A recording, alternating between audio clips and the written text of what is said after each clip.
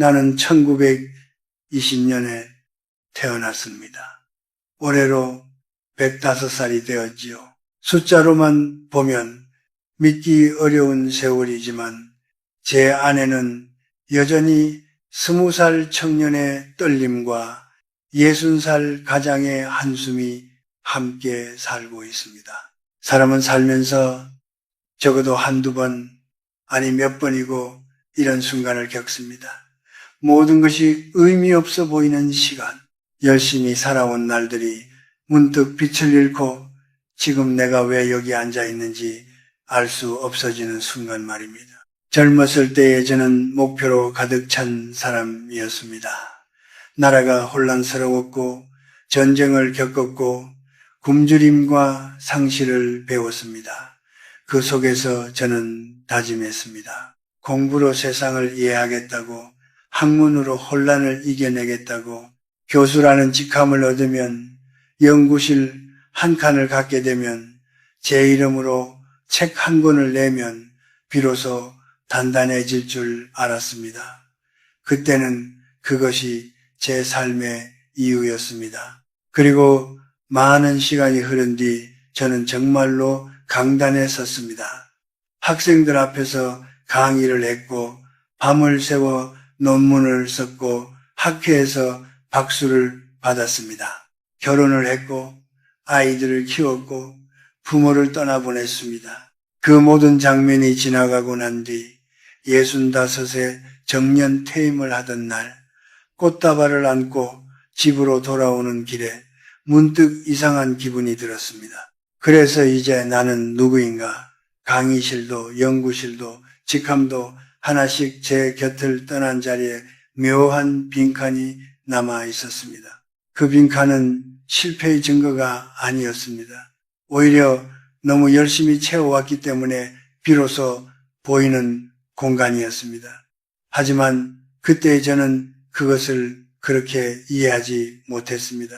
아침에 눈을 떠도 어디로 가야 할지, 누구를 만나야 할지 분명하지 않았습니다. 젊을 땐 하루가 모자랐는데 그때는 하루가 길었습니다.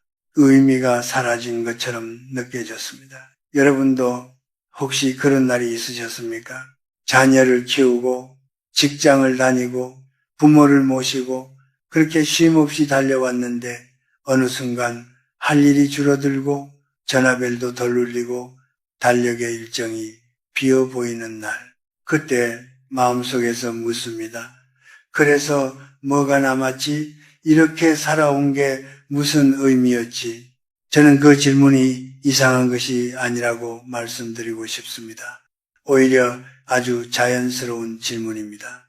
한국은 이제 초고령 사회로 들어섰습니다. 제 또래뿐 아니라 60대와 70대도 인생의 후반전을 살고 있습니다. 예전보다 훨씬 오래 사는 시대가 되었지요. 오래 산다는 것은 축복이지만 동시에 새로운 질문을 던집니다. 이를 중심으로 살아온 시간 이후에 남은 세월을 어떻게 받아들일 것인가 하는 질문입니다. 허무함은 그 질문의 그림자입니다. 목표를 향해 달릴 때는 보이지 않던 감정이 속도가 줄어들면 고개를 듭니다. 저는 오랜 세월 학생들에게 인간의 삶을 가르쳤지만 정작 제 삶의 허물을 이해하는 데에는 시간이 오래 걸렸습니다. 나이가 든다는 것은 답을 많이 갖는 것이 아니라 질문을 더 깊이 바라보게 되는 일이라는 걸 나중에야 알았습니다. 어느 날 집 앞 작은 공원을 걷다가 이런 생각이 들었습니다. 봄이면 벚꽃이 피고 여름이면 매미가 울고 가을이면 낙엽이 쌓이고 겨울이면 가지가 앙상해집니다.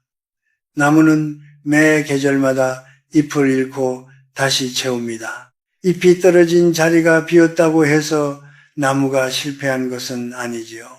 그것은 다음 계절을 위한 준비일 뿐입니다. 그때 저는 제 마음의 빈칸도 어쩌면 그런 것일지 모른다고 생각했습니다. 105해를 살아보니 허무는 인생이 잘못 흘러가고 있다는 신호가 아니라 다음 단계를 묻는 초대장과도 같습니다. 젊을 때는 무엇을 이룰 것인가를 묻습니다. 그러나 나이가 들면 어떻게 받아들일 것인가를 묻게 됩니다. 이 질문은 더 조용하고 더 깊습니다. 어떤 분은 이렇게 말씀하십니다. 나는 이미 할 만큼 했어.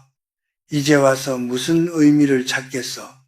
저도 한때 그렇게 생각했습니다. 그러나 긴 세월을 지나며 깨달은 것이 있습니다.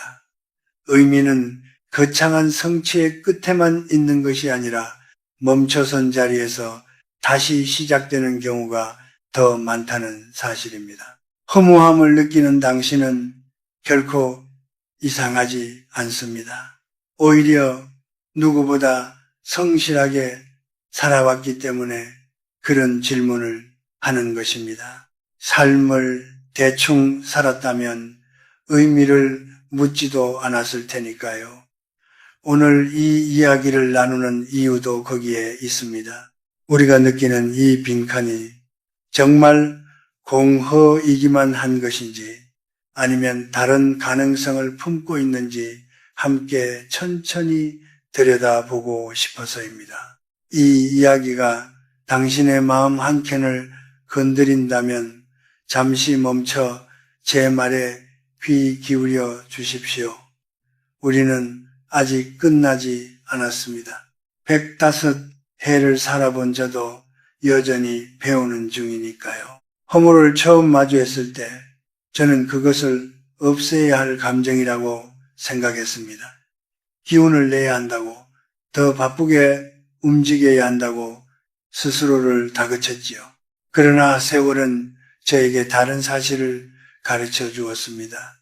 허물을 몰아내려 할수록 오히려 더 또렷해진다는 것을 말입니다. 제가 오랫동안 관찰한 바에 따르면 우리의 괴로움은 대개 더 가지려는 마음에서 시작됩니다.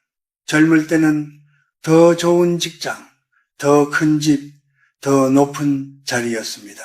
나이가 들고 나면 욕망의 모양이 조금 달라집니다. 자식이 내 기대만큼 잘 되기를 바라는 마음, 손주가 내 말에 고분고분하길 바라는 마음, 여전히 누군가에게 인정받고 싶은 마음, 겉으로는 고요해 보여도 마음속에서는 여전히 많은 것을 움켜쥐고 있습니다. 몇 해 전 제 제자 한 사람이 찾아왔습니다. 이제는 그도 70을 바라보는 나이가 되었지요. 그는 평생 회사를 위해 살았고 자녀들을 훌륭히 키워냈습니다. 그런데 은퇴 후 몇 년이 지나자 깊은 우울에 빠졌다고 했습니다. 교수님, 저는 이제 쓸모없는 사람이 된 것 같습니다. 그가 그렇게 말할 때 저는 젊은 시절의 제 모습을 보는 듯 했습니다. 그의 문제는 능력이 사라진 것이 아니었습니다. 다만 역할이 사라졌을 뿐이었습니다. 역할을 통해 자신을 증명하던 습관이 여전히 남아 있었기 때문에 역할이 줄어들자 자신도 작아진 듯 느낀 것입니다. 저는 그에게 이렇게 말했습니다. 쓸모를 증명하려 애쓰지 말게. 나무가 봄마다 꽃을 피워야만 나무인 건 아니네. 한국 사회는 유난히 성취에 민감한 곳입니다. 더 빠르게, 더 많이, 더 높이 올라가야 한다는 분위기 속에서 우리는 평생을 달려왔습니다. 그런데 통계를 보면 노년층의 상당수가 경제적 불안과 상대적 빈곤 속에 살고 있습니다. 숫자만 보면 마음이 더 무거워지지요. 이 나이에 아직도 걱정을 해야 하나 하는 생각이 들 수밖에 없습니다. 이런 현실 속에서 허무는 개인의 약함이 아니라 시대의 공기처럼 스며듭니다. 그러나 저는 이렇게 생각합니다. 욕망을 줄인다는 것은 패배가 아닙니다. 그것은 소음을 낮추는 일입니다. 라디오의 볼륨을 너무 높이면 음악도 소음이 됩니다. 조금 낮추면 비로소 멜로디가 들립니다. 우리의 마음도 그렇습니다. 끊임없이 비교하고 여전히 무언가를 증명하려 하면 삶의 잔잔한 멜로디는 들리지 않습니다. 저 역시 한때는 자녀들이 제 기대만큼 성공하기를 바랐습니다. 그 마음이 사랑이라 믿었지요. 그러나 아이들은 저와 다른 시대를 살고 다른 고민을 안고 있었습니다. 어느 날 큰아들이 조용히 말했습니다. 아버지, 저는 아버지처럼 살지 않아도 괜찮지요? 그 한마디에 저는 오래 생각했습니다. 내가 그를 사랑한 것이 아니라 내 바람을 사랑한 건 아니었는지 말입니다. 그날 이후 저는 한 발짝 물러서는 연습을 했습니다. 조언을 해달라고 할 때만 말하고 부탁하지 않은 충고는 삼켰습니다. 처음에는 서운했습니다. 그러나 이상하게도 마음은 더 편안해졌습니다. 아이의 인생은 아이의 몫이라는 사실을 받아들이자 제 인생도 다시 제 자리로 돌아왔습니다.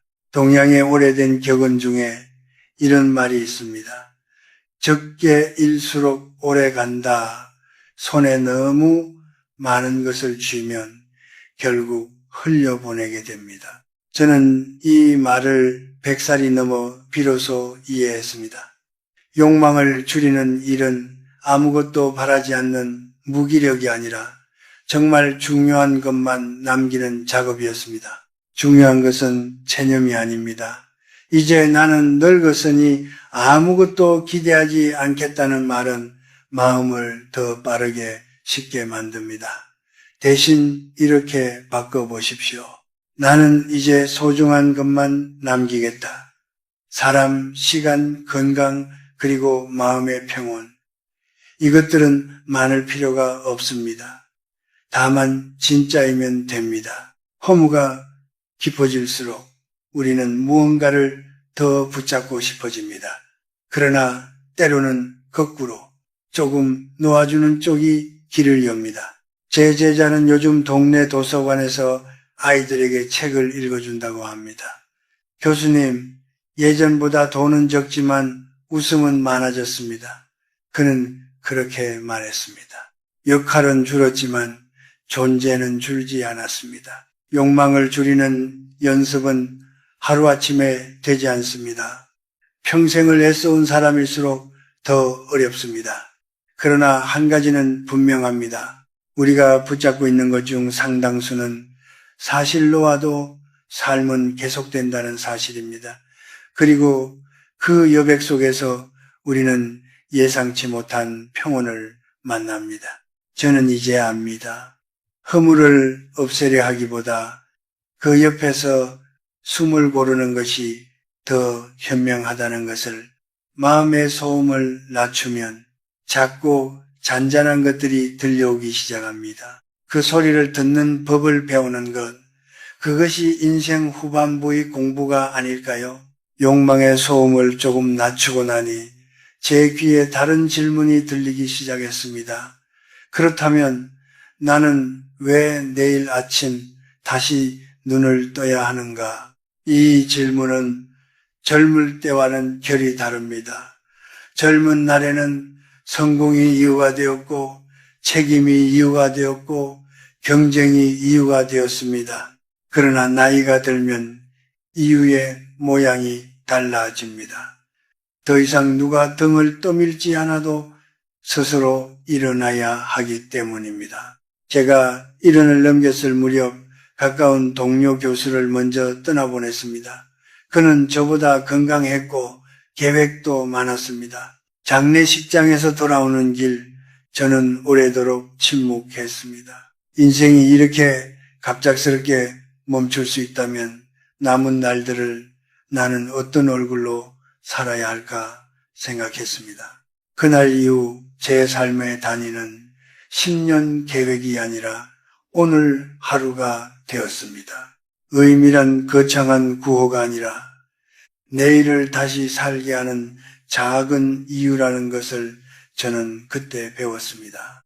아침에 일어나 커튼을 열면 들어오는 빛, 그 빛을 바라보며 마시는 따뜻한 차 한 잔, 그것이 사소해 보여도 그 순간을 기다리게 된다면 이미 충분한 이유가 됩니다. 사람은 대단한 사명보다도 반복되는 작은 기쁨으로 더 오래 버팁니다. 한국은 이제 기대 수명이 길어진 나라입니다. 100세를 사는 일이 더 이상 전설이 아닙니다.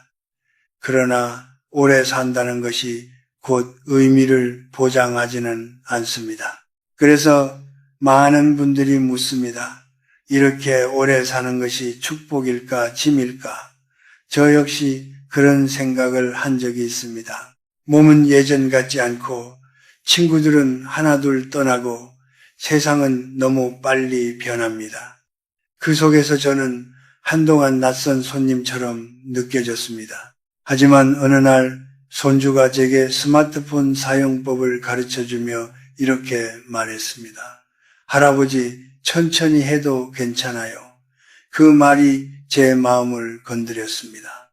평생을 빨리 배우고 빨리 성취하라고 가르쳐온 제가 이제는 천천히 해도 괜찮다는 허락을 받는 나이가 되었다는 사실이 묘하게 위로가 되었습니다. 우리는 흔히 후회를 마음속에 오래 담아둡니다. 그때 다른 선택을 했더라면 저도 그런 생각을 수없이 했습니다. 연구에 몰두하느라 아이들과 더 많은 시간을 보내지 못한 일, 부모님 곁에 더 오래 있어드리지 못한 일, 그러나 가만히 돌아보니 그 선택들 덕분에 또 다른 길이 열렸고 지금의 가족과 제자들이 제 곁에 있습니다. 완벽한 선택은 애초에 존재하지 않았습니다. 만약 제 인생을 다시 살아야 한다면 저는 여전히 실수할 것입니다. 그러나 그 실수까지 포함해 제가 저라는 사실을 이제는 받아들일 수 있습니다. 나무는 비뚤게 자라기도 하고 바람에 꺾이기도 하지만 그 모양 그대로 하나의 풍경이 됩니다. 사람의 인생도 그렇습니다. 흠이 없는 삶보다 흔적이 많은 삶이 더 깊습니다. 의미를 만든다는 것은 거창한 성취를 새로 세우는 일이 아닙니다. 오늘 하루에 고개를 끄덕일 수 있는 장면을 하나 남기는 일입니다. 예를 들어 저는 매일 저녁 그날 감사했던 일을 3가지씩 떠올립니다. 큰일이 아닙니다. 오늘 무릎이 덜 아팠다. 오랜 친구에게서 안부 전화가 왔다. 저녁 노을이 유난히 붉었다. 이런 것들입니다. 그렇게 하루를 정리하고 나면 내일도 한 번 더 살아보고 싶다는 생각이 듭니다. 여러분은 요즘 어떤 이유로 아침을 맞이하고 계십니까? 혹시 아직 찾지 못하셨다면 너무 서두르지 마십시오.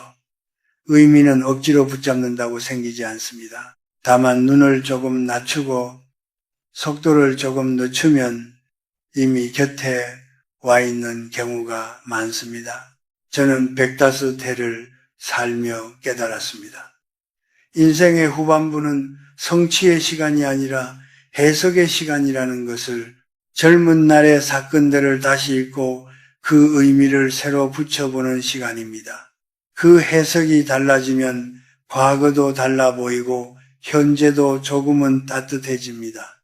내일을 사는 이유는 거창하지 않아도 됩니다. 누군가의 목소리를 다시 듣고 싶어서, 아직 읽지 못한 책의 마지막 장이 궁금해서, 봄이 오면 피어날 꽃을 한 번 더 보고 싶어서, 그런 소박한 이유들이 우리를 다시 일으켜 세웁니다.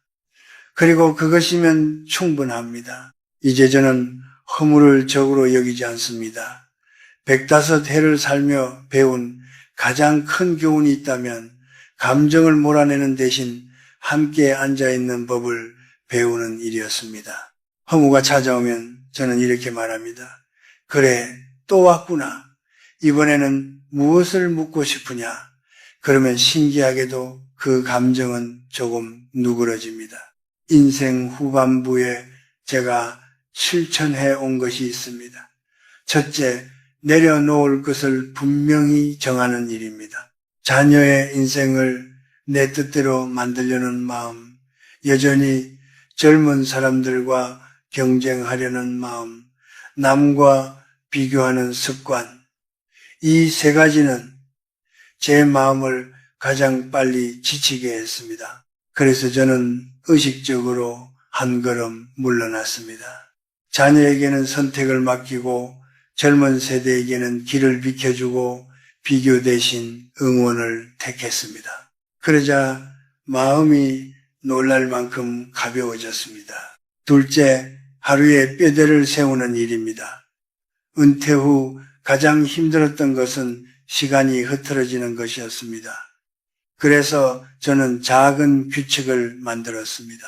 아침에는 20분 산책을 하고 점심 후에는 책을 읽고 저녁에는 짧게 일기를 씁니다. 특별할 것 없는 일상이지만 그 반복이 저를 지탱해 주었습니다. 사람은 거대한 목표보다도 일정한 리듬 속에서 더 안정감을 느낍니다. 셋째, 누군가에게 작은 기여를 하는 일입니다. 저는 몇 년 전부터 동네 복지관에서 청소년들에게 글쓰기 수업을 돕고 있습니다. 처음에는 내가 아직 도움이 될까 하는 의심이 있었습니다. 그러나 아이들은 제 나이를 신기해하면서도 제 이야기를 진지하게 들었습니다. 그 눈빛을 보며 저는 깨달았습니다. 쓸모는 나이가 아니라 태도에서 나온다는 사실을 말입니다. 한국 사회는 빠르게 늙어가고 있습니다. 많은 분들이 남은 시간이 길다는 사실에 오히려 불안을 느낍니다. 그러나 저는 이렇게 생각합니다. 인생이 길어졌다는 것은 또 하나의 학기가 더 주어졌다는 뜻일지도 모릅니다. 첫 번째 학기에는 성취를 배웠다면 두 번째 학기에는 받아들임과 나눔을 배우는 것입니다. 물론 모든 날이 밝지는 않습니다. 몸이 아픈 날도 있고 외로움이 깊어지는 날도 있습니다. 그런 날에는 억지로 의미를 찾으려 애쓰지 않습니다. 그저 오늘은 좀 힘든 날이구나 하고 인정합니다. 감정을 부정하지 않으면 그것은 오래 머물지 않습니다. 마치 비가 내렸다가 그치듯이 말입니다. 저는 종종 이런 말을 떠올립니다. 나무는 늙을수록 그늘이 깊어진다. 젊은 나무는 빠르게 자라지만 오래된 나무는 그 아래에서 쉬어갈 자리를 내어줍니다. 우리의 인생도 그렇습니다. 이제는 누군가를 앞서기보다 누군가를 품어줄 수 있는 시간이 아닐까요? 허무는 사라지지 않을지도 모릅니다. 그러나 우리는 그 허무 위에 작은 의미를 얹을 수 있습니다. 오늘 한 사람에게 따뜻한 말을 건네는 일, 잠시 하늘을 올려다보는 일, 오래된 사진을 꺼내보며 지나온 시간을 인정하는 일, 이런 조각들이 모여 우리의 하루를 만듭니다. 105해를 살아보니 삶은 완벽해서 가치 있는 것이 아니라 불완전해서 아름답다는 생각이 듭니다. 우리는 모두 실수했고 후회했고 때로는 넘어졌습니다. 그러나 그 모든 흔적 덕분에 지금의 얼굴이 만들어졌습니다. 다시 태어나도 완전히 다른 길을 택하고 싶지 않을 만큼 우리는 나름대로 최선을 다해 왔습니다. 혹시 요즘 삶이 유난히 허무하게 느껴지십니까? 그렇다면 그 감정을 밀어내지 마십시오. 대신 조용히 물어보십시오. 내가 지금 놓치고 있는 작은 의미는 무엇일까? 그리고 아주 사소한 것 하나만 붙잡아 보십시오. 그것이면 충분합니다. 오늘 제 이야기가 여러분의 마음에 작은 불씨가 되었기를 바랍니다. 우리는 아직 끝나지 않았습니다. 남은 시간이 길든 짧든 그 시간은 여전히 우리의 것입니다. 내일 아침 다시 눈을 뜨는 이유를 하나만이라도 찾으신다면 그 하루는 이미 가치가 있습니다. 여러분은 요즘 어떤 작은 의미를 붙잡고 계십니까? 혹은 어떤 허무와 함께 걷고 계십니까? 서로의 이야기를 나누면 우리의 그늘은 더 넓어질 것입니다.